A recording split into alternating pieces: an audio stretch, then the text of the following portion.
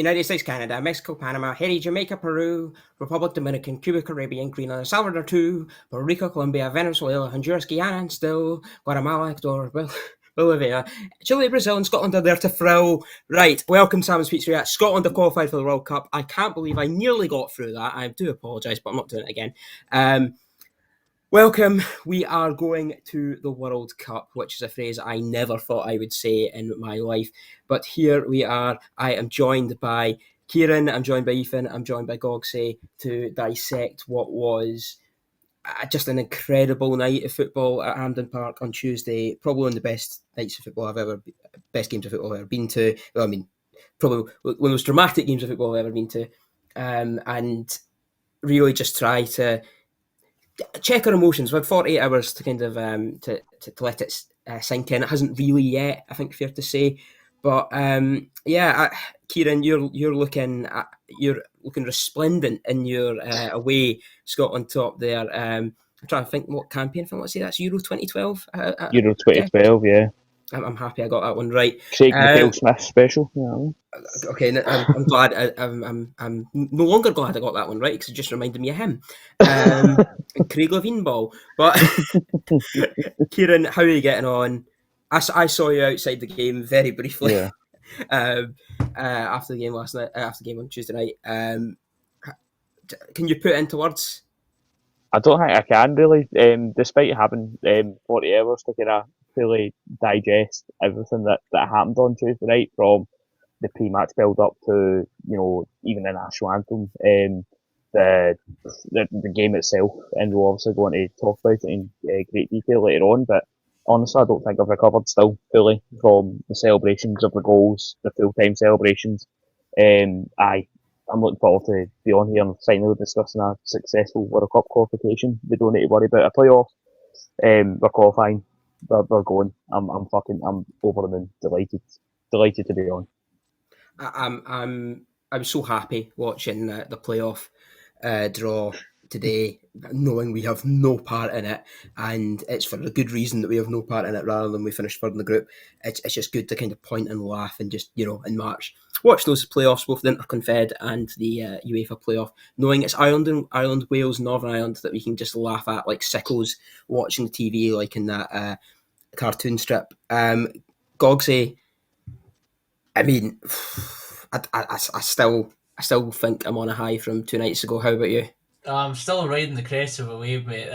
I've been in cloud 9 for the last 36 hours now. I'm just absolutely over the moon. I had a completely sleepless night on Tuesday because my editing software packed in, and I was on the phone to Adobe for 3 hours from 3 a.m. till 6 a.m. trying to get the vlog out.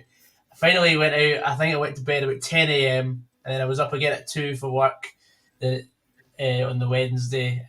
But I wouldn't change it for the world, man. We're finally able to say we're going to the World Cup, and I mean, last time we qualified for the World Cup, I wasn't even born yet, so it's a happy time indeed. Same. I think all of us here, were born after 98, if I'm right in thinking. Ethan, yeah, I know, Kieran, you were. Yeah, good. So I'm somehow the oldest and the most sensible of this podcast, which I don't quite like. I don't like being. Wow, I'm certainly the oldest. Well, I would say I am the oldest, but Ethan has dressed like he's came from 1925. If you aren't watching, you're listening, he is in a tartan bonnet and, again, a Dundee scarf that does look like it's from the 1920s. Our Scotland scarf, I suppose the colours can be interchangeable. Ethan, just can you sum up? You are the man with the words, you are the commentator. Sum up what Tuesday night was all about. We're winning the fucking lot, lad.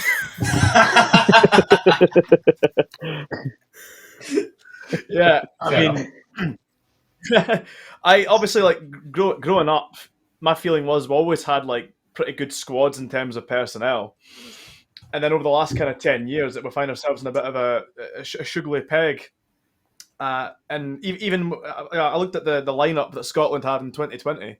When we'd beaten Serbia on penalties to qualify for the Euros for the first time in donkeys. And you compare that lineup then to what it is now, where Scott McTominay was a makeshift centre half alongside with Declan Gallagher, Kieran Tierney, Ryan Christie was the makeshift striker up front with Lyndon Dykes. Stephen O'Donnell was still playing right wing back for us as well. And now it's like, the squad's the healthiest it's looked in a long time.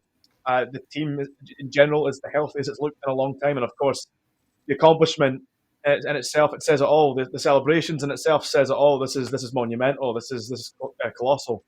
We're kind of, and it's This is deserved big. as well. This is huge. This is massive. Sorry, I can't help myself. It's all right because I've been one of Steve Clarke's kind of biggest critics. Even though I called for him to get the Scotland job like way before, while Gordon Strachan was actually still in the job. And then just to kind of see that come full circle, and that he's shut my mouth a little bit as well because I was very doubtful we were actually going to do it. I had this feeling that it was going to be glorious failure, especially given the result in Greece. But obviously, it's, as I always say, a good team isn't defined by their downfalls, their setbacks. It's how they come back from those setbacks. And that was an outstanding reaction. Obviously, we have to ride our luck a little bit in the fact that Denmark went down to 10 men. But again, they've at that point on, they've done everything you can ask them to do. Ask them to, and getting the lead, fighting back in adversity when they draw back level. And of course, that last 2 goals, man, even and the overhead kick. We'll go into it later, I'm sure, but just outstanding. That's the best Scotland game we've had probably in my lifetime. Just obviously, if had held on against England, that'd be up there too. But just for like all out on the board, that's the best. That was unreal. It was just a complete emotional whiplash roller coaster.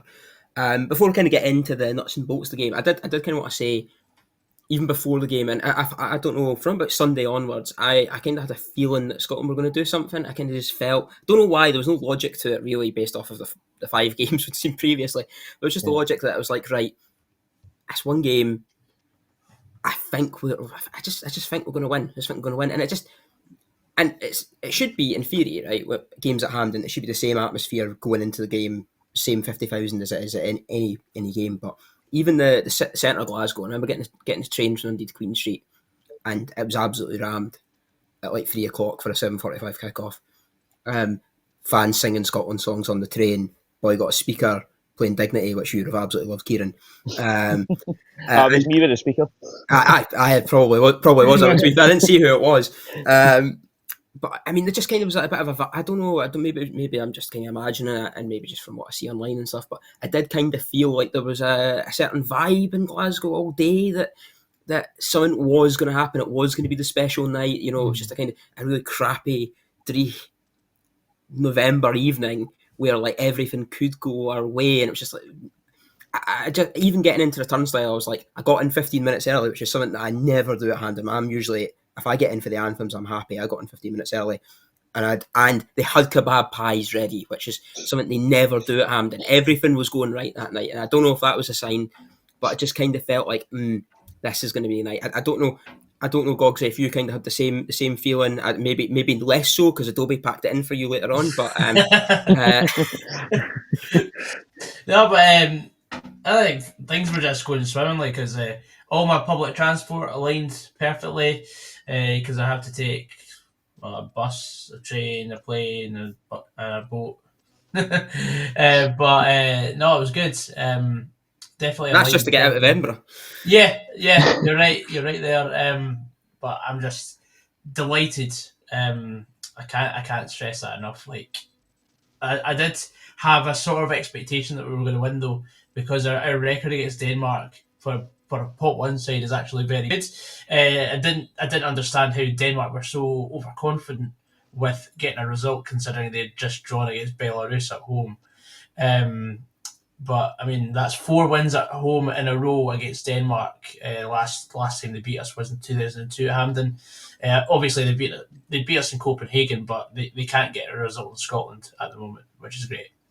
But yeah, I think we did ride our luck. At one point, we had 17 shots against to our 1, but we held in. It was always going to be a bit of that because Denmark are a better footballing side. They're much more structured in that way, whereas we have the headless chicken approach, really. But yeah, we managed to ride that wave, and we managed to. I think a big part was the red card, of course, which I think we got away with. But it sort of paid back for the amount of niggly fouls that Denmark were getting, because I felt like the referee was in their pocket for most of the night. I suppose, I mean, probably touched upon it now, good as any, but I mean, there was the penalty decision and there was the red card, and they did come in relatively quick succession. I think it was only about 5 minutes between them. And I think, you could say the penalty was probably a little bit harsh on us. I mean, it was a wee bit, I think it probably was a foul. Probably hard. I still think it's quite hard to tell if it's inside box or not. It's quite tight. I can see why he has given it, but it is quite tight. So I think if you get a soft penalty and then you get a soft second yellow card for an avoidable foul, he doesn't need to foul him again. Then it's a bit of I think it's a bit of, I won't say cosmic justice, but I mean, I think we've certainly cashed in all that karma that we've built up over the last 28 years of total and utter failure. I think we should probably move to what will be is probably the most photographed goal in human history, and I think we're going to see this. This is going to be on every billboard. I think Michael Jordan, get your thing, get screwed. I was waiting to say something much worse there. Michael Jordan, get away. Right, this is the new silhouette in town. Scott McTominay's overhead kick, which I cannot believe a Scottish player has scored a world-class push-cash goal in the third minute of a qualifying. If a Scotland player tries that, it's either going over the bar, he's kicking someone in the head, and he's going to injure himself or get himself sent off. The fact that's gone perfectly into the back of the net, I cannot get over. Ethan, what were your thoughts just when that ball hit the net and you're just thinking, what on earth is he trying? Well, when I was celebrating it, I made a noise I'm not really used to making. Because I was just in awe of the skill, the technique. I've seen some stats today as well that kind of put it in perspective. It's officially higher than that insane one that Cristiano Ronaldo scored for Juventus, and by a fair bit as well. So it's like a foot higher. Yeah. It's like Ronaldo's was like 7.7 feet, and I think McTominay's was 8.3. Yeah, and he hangs longer in the air than Ronaldo. Christian Bale, Gareth Bale, Christian Bale in the Champions League final. Yes, I'm Batman. I've scored for Real Madrid in the Champions League final. And Ibrahimovic as well. Yeah, the bicycle kit. And that's the other one. So that was a friendly, so that one doesn't count. Yeah. What was against England? I don't know. It has to count because we used to brag about Stephen Cocker being an England internationalist when he signed for us, and that was the only game that he played for England was that exact one. He scored that game too. I was going to say, I think Loki United made the same argument about Gary Kenneth being a Scotland international because he played against Sweden and sat and ripped him apart. Right, man. Lovely guy from what I've heard about Gary Kenneth, so I won't bash him too much. But listen, you say about it being a world-class goal, because it is. When everything's done and settled, by the time this World Cup's done and the next one after that, we're probably looking at Scott McTominay's legacy as like a legend for the national team. Mm-hmm. He's already in the top 10 all-time top goal scorers for Scotland as a result of that overhead kick. He's joined with Mo Johnston, I think it's on 14. And you just look at him and think there's only going to be more to come from him. Only going to be more. Him and John McGinn kind of seem to be the two that come in with the goals, come in clutch, and save us when we really need it. So again, it's just so refreshing to have. And we used to say for ages, isn't it a shame that we've got two phenomenal left backs, we can't fit them in. Why can't we get a player of that caliber elsewhere? We've now got it with McTominay. Of course, playing for Napoli now, Champions League side, won the league with Napoli. Scored like a bicycle kick for them as well, by the way, to help win the league on the flag, not the flag day, but you know what I mean, the day to capture the title. So yeah, but we've got a lot to look forward to with this team, and with Scott McTominay in particular, it's like the only way is up. It's like we've finally got ourselves that caliber of player, and you know what a player he is. That he's the only one on the pitch that could have pulled that off. I think McTominay is probably the best Scotland player in my lifetime. I think I think he's kind of taken that mantle. I think McFadden had it for a long time. Yeah. Yeah. And for not just for the wonder goals. Obviously, there was quite a few of them, but he was such a huge talisman for Scotland for such a long time. But I think now McTominay does seem to have overhauled that, and he is the when you go and when you watch other teams, when you talk about Croatia 5-10 years ago, you were talking about they've got Modric. Talk about for example Bosnia, they had Dzeko, teams whoever it is. Ukraine had Shevchenko in the 2000s, and now you're kind of going other countries going to go Scotland. They've got McTominay. That's he's a player who's got that fear X factor, factor. and the aura That's around great them terminology. that we've been missing. I think we've always talked about we've never had a world class player. It's something we've never, you have to go back to sort of Dalglish Law days, probably Law, to be honest, to be counted as a world class player. He fits that mould, definitely, without a doubt. And I'm delighted that he got his goal. He was the only one of the starters that got a goal though, and 3 of the 4 subs that Steve Clarke made, and I think this is probably the best time to kind of praise Steve Clarke. 3 of the 4 subs got goals. Kieran Shankland took the lead 78th minute. Yeah.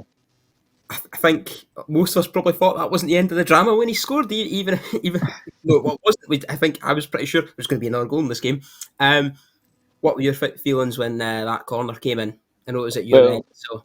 It was at my end. All 3. I'm normally watching the Scotland goals from the opposite end, so it was good to finally see goals of that magnitude scored at our end. I'm absolutely gutted I wasn't in the end for the McTominay goal, mind you. Just while we were on that part, fantastic. It's probably my before I go on to the Shankland goal, McFadden's goal in Paris is my favourite goal of all time. And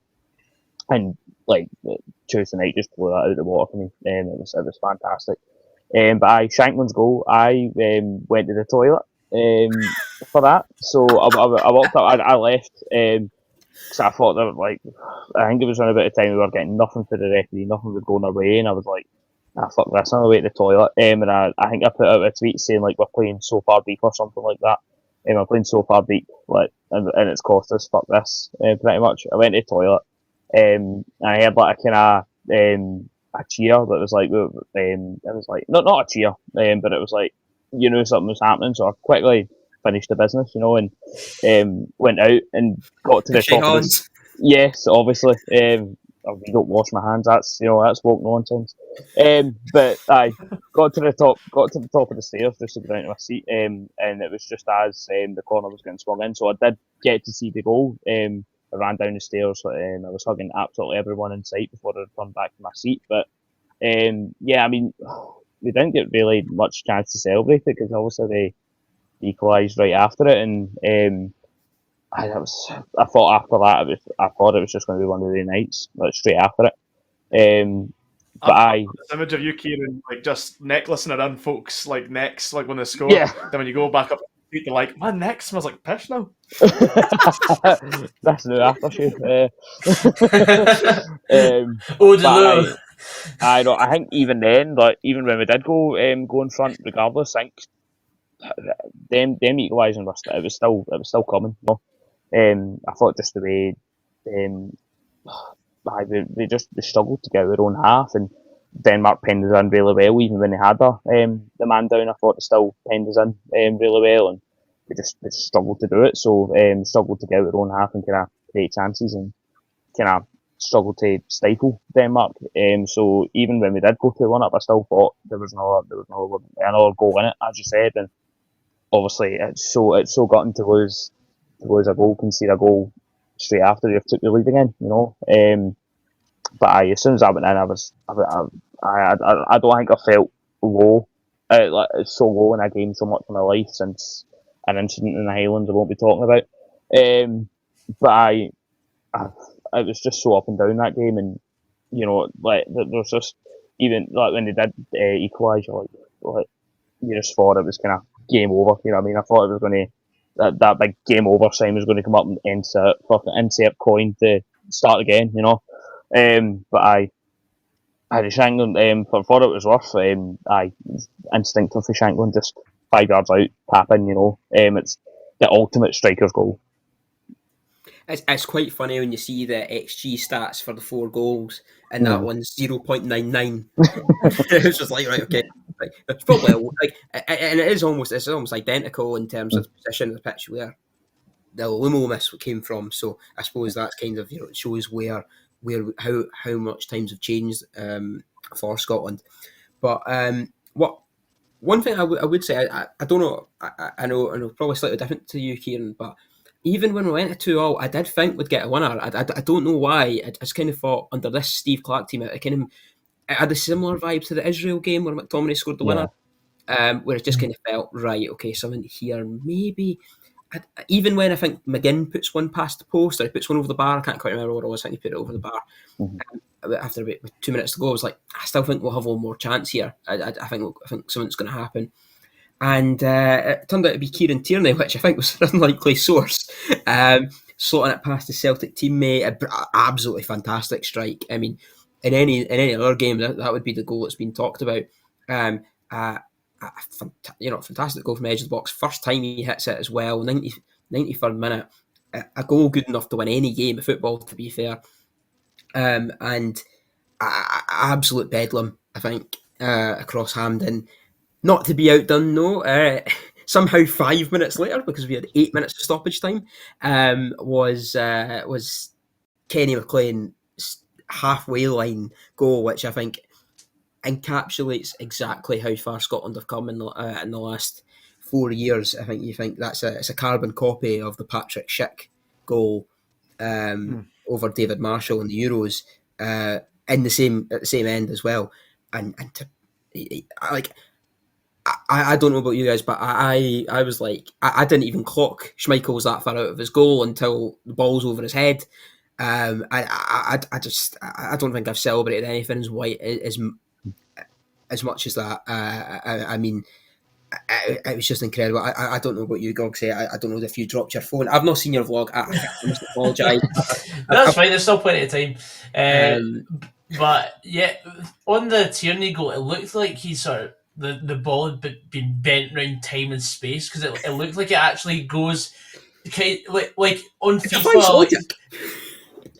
It looks like the ball actually goes through the Denmark defender's nose on the way to goal. It looked like the type of glitch you see on FIFA where it just goes through the player on the way to goal. I just couldn't believe it had gone in, because I thought Schmeichel should have done better with it anyway. But I was looking back at the replay, it was just one of those finesse shots that just had too much power. And obviously the Kenny McLean winning goal. Had we not scored there to make it 4-2, it felt like the referee would have probably played for another 3 or 4 minutes, because it was almost like he was just prolonging the inevitable of Denmark getting that last kick of the ball equaliser, and then we sort of flipped the script on its head, and we went and just took control and said, nah, we're having our night here. And thankfully Kenny McLean with the best clearance I've ever seen. I think you talk about that shit goal, though, by the way, that shit goal, and how it kind of comes full circle that McLean scores at the same end. Obviously, we'll love our poetry in Scotland. We'll love that kind of poetic elements to it. For me, when you talk about, like, yeah, I agree. I think the referee plays more minutes if he doesn't score that. That was like another moment of like Stuart Armstrong against England. When he should have punted it but tried to play through the pass. I think it's one of those. If he fucks that up, if he doesn't lob that properly, and Schmeichel catches it and chucks it back in, there's a good, like, again, like, to me anyway, like, just this internal impending sense of doom. Denmark have got a good chance of scoring, another goal, equalising, and then killing us, especially if they get a couple more minutes at it, because they play very brave with 10 men. I think that's ultimately what's really kicked us on, was the fact we had that extra man advantage. Definitely. Where I will pour cold water all over that by saying I had a perfect view of the referee 40 seconds before, and he put his finger up to say 1 minute. So, not to kill that off at all or contradict in any way, but yeah, it probably was the last kick of the ball. It's all a conspiracy anyway. It was at least that's what it'll look like from my point of view. I'm sure there'll be some TV evidence to contradict that. Speaking of TV, I think some TV and radio, two absolutely fantastic bits of commentary from on TV from Lee McLeod and from Tomo shouting to shoot, and Faddy going mental, and on the radio Al Lamont just going absolutely tonto. I think it's something I've really did want to say, and I'm really glad I got to kind of host the podcast to say it, is it's so much better when these games are on the BBC and on a national broadcaster. I mean, there was 2.9 million viewers on Tuesday night, which is the most for a non-tournament, non-England game since this century. The highest previous was 1.98 million for the Netherlands playoff on Channel 5. I couldn't imagine if this was on Viaplay, or if this was on Sky, or if this was on Premier, or if you had to deal with like a world feed commentator and stuff. And that's no disrespect to various commentators out there, but having Scotland fans commentating on the game and a game that was live for everyone that weren't necessarily football fans to go and watch. I think it adds to it, and it adds really. It's what the BBC was designed for, was for these moments of national importance, and I really wanted to kind of give a bit of praise to them for covering it in such a good way. Having watched all the clips, watched the commentary, it's kind of what you see at major tournaments when you say, like, when Iceland beat England, you kind of here and there commentators going mental. When Norway beat England, I'm not just saying teams that have beaten England, but when Norway beat England, went Maggie Thatcher. Your boys took one hell of a beating. That's like what you're. That's the kind of thing you're looking for, and I really, really hope that BBC in the summer, they don't make it a network production, or if they do, they get the three that were on the commentary on Tuesday and for the games, and that same for STV. I really hope STV go into their own coverage with someone like Rory Hammond. I know it's a very nerdy TV chat, but you probably wouldn't expect anything else from me. Just wanted to get that out there.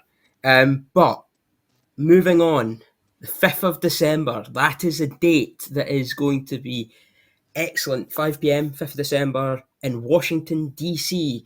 with Gianni Infantino and probably Donald Trump. Let's be honest, it will be him rigging the draw, probably. No, he won't. He's a beautiful man. He's a great man. Please give me the ESTA to get in the country. The World Cup will be taking place. Scotland will be in pot 3. That much we do know. I'll kind of go through the teams now. We'll probably put a graphic up and post, hopefully, so you can kind of see who it is. But there's a bit of confusion at the minute, at the time of recording, as to what the pot's going to look like, whether or not the playoff winners will be in pot 4. That seems to be the prevailing theory of thought, but there's also a theory going out there that the playoff winners will be in the highest. Will be taken from the team in the highest ranking. Does affect Scotland. We'll definitely be in pot 3 regardless, but it could affect other nations based off of the former theory, which seems to be the more prevailing one and was the case at the 2022 World Cup. In pot 1, we have host nations United States, Mexico, and Canada. I will not sing the rest of the song again. Spain, Argentina, France, England, Brazil, Portugal, Netherlands, Belgium, and Germany. In pot 2, we have Croatia, Morocco, Colombia, Uruguay, Switzerland, Japan, Senegal, Iran, South Korea, Ecuador, Austria, and Australia. And then in pot 4, obviously Scotland are in pot 3, so we don't have to worry about that. In pot 4, Jordan, Cabo Verde, Ghana, who are surprisingly low ranked, Curacao, Haiti, and New Zealand, as well as the playoff winners, who at the minute, based off the highest ranked team in those playoff paths, suggest would be Italy, Denmark, Turkey, Ukraine, Dr. Congo, and Iraq. Lads, any particular thoughts on who you want? Ethan, I feel like you're the type of person that has been looking at this as intently as I am. Yeah, well, first of all, I hope Trump does rig the draw, because he's half Scot, so I think he'd give us a favourable run. My mum's from Stornoway. Lovely place. It's great to be home. The Scots love me. They tell me they love me. Best they say, Donald, you're the most Scottish we've ever seen. It's true, believe me, it's true. Yeah, no. 10 minutes of speaking of John Spinney, and he gives us the worst possible group. Tactical masterclass. I've looked at it, and I think there was a bit of disagreement in the group chat. There was a couple of boys that were saying like, "Oh, bring on England! We can play the low block, frustrate them." And I was like, "Absolutely not! For all we know, we've still got Grant Hanley in the back line for a game like that against the likes of Harry Kane. Not a chance." Also playing I would all the time. probably fancy, yeah. I would fancy America, Canada. I think if you're looking at like the best, so the teams with the best reputations in the first pot, I wouldn't mind Belgium because they're not what they used to be. Some folk have said the same about Brazil, but Brazil for me still have more than enough quality to kind of be to kind of deserve that tier. I feel, but obviously if you're getting the free reign to choose, I would say America or Canada would be ideal for us. And then amongst the other ones, I'm actually not particularly fussed because I think they are pretty well equal. Obviously in pot 4, you're on about Ghana. They would be the ones you'd want to avoid the least, but it's not as if they'd be unbeatable. Preferably, America, Curacao. And you said it in who's in pot 2 again? Croatia, Morocco, Colombia, Uruguay, Switzerland, Japan, Senegal, Iran, South Korea, Ecuador, Austria, and Australia. Don't ask me to say that again. That was really quick. Bring on Iran, fair enough. Yeah, no, well, there you go. That's your dream group, Goggsy. You're well travelled in your football knowledge. I feel like you'll have there'll be a team or two you'll be keen to avoid. Well, I want to avoid anyone European because I think it'd just get boring. Considering the amount of times we've qualified for the Euros in recent years. But Czech Republic, here you come. But for me, purely from a perspective of the fact I'm going to be going to America, I want to avoid any of the host nations because it'll be more expensive than an average ticket. I would actually love us to play Messi, Argentina, because it's the last chance I'll ever get to see Messi. I've never wanted to go and see Messi play before, but the fact that it's his last World Cup, and to see him play against Scotland would be not a dream come true, but it'd be something special. And obviously the vlog would do very well because Argentina is very social media orientated. So to have that would be very good for the channel. Also in pot 2, I'd love Australia because I think that'd be a real interest. Although Martin Boyle might have something to say about that. I really do not want Australia for the pure reason that I am half Australian, so this will cause issues. Otherwise, so he'll be going down under as well. I do not want to have to get a half and half scarf if I can avoid it. So no. I know that's for your sake, I'll take Iran then, just like Ethan. Iran, yeah. And pot 4, I believe in fairy tales. I'm going to say New Caledonia. That would be good. That would be great. Yes. The fact that it's Caledonia in their name, because I think that would just be immense. I can tell you now they are not winning the Intercontinental Playoff. They are the worst team of the 6 in the Intercontinental Playoff by quite a way. That was already given. But yes. I mean, they don't even have a professional team. I believe. No, they do now. Do they? Yes, they think they've got a team in this new Oceania League, and their teams do play in the French Cup. That's true. I think they do get teams that kind of play in the French Cup. But yes, New Caledonia will be. I think a lot of people would find that quite good. I mean, if we got New Caledonia, and I was thinking, I think El Salvador haven't qualified. That would have been a bit of a good one. I think because Panama. Sorry, Panama. If we got. Yeah, if we played Canada, maybe a stupid question, but was there any chance that a game could be in Nova Scotia? Don't think so. No. So Ontario, Ontario and British Columbia would be the states. And what's the other one? Is that? But we'll get to the stadiums. We'll get to the stadiums in a wee bit. I've got a list somewhere. I've jotted down those stadiums. But I think there's some really interesting ties. Kieran. I feel like there's a few. I feel like you could give us a culinary tour of every country on the list. But is there any ones you're in particular really looking at? Well, I think really if you're looking for the easiest draw, I mean, again, at this stage of the tournament now, this stage of at this level, there's no real any easy teams. To be honest, there's no real bugs at this stage at all.